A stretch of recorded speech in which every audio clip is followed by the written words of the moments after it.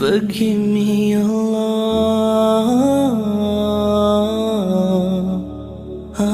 بسم اللہ الرحمن الرحیم۔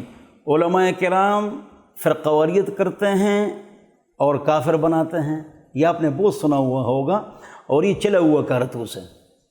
اللہ کے بندو، ہم حافظ، عالم، مفتی، شیخ الحدیث، امام، خطیب، اللہ والے تیار کرتے ہیں، لوگ ہمارے ہاتھوں پر اسلام لاتے ہیں، ہم مسلمان بناتے ہیں، کافر نہیں بناتے ہیں۔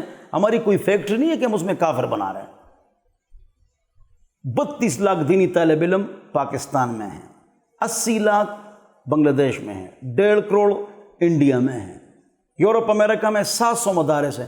ہم تو حافظ، عالم، مفتی، شیخ الحدیث بناتے ہیں، کافر نہیں بناتے ہیں۔ ہمارے ہاتھ پر لوگ اسلام لاتے ہیں، 350 عیسائی، سکھ، ہندو میرے ہاتھ پر اسلام لا چکے ہیں۔ سنو، شور مچائے چور کے چور ہے، چور ہے۔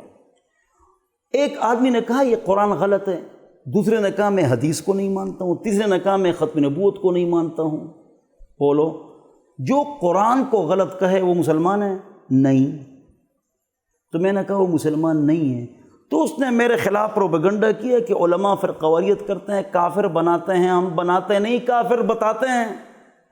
ہم دین کے ٹھیکیدار نہیں ہیں، ہم دین کے چوکیدار ہیں۔ بھائی آپ نے جو یہ کہا ہے قرآن غلط ہے، آپ کافر ہو گئے۔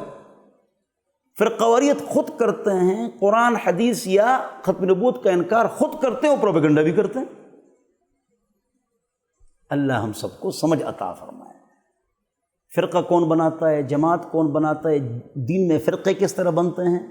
آسان مثال، عید کے لیے اذان اور اقامت نہیں ہے، 1500 سال ہو چکے، نہیں ہے نا؟ کچھ لوگوں نے اگر عید کے لیے اذان اور اقامت شروع کر لی تو انہوں نے نیا فرقہ بنا دیا، نئی جماعت، بلکہ مقطع فکر کہیں گے، مقطع فکر بنا دی۔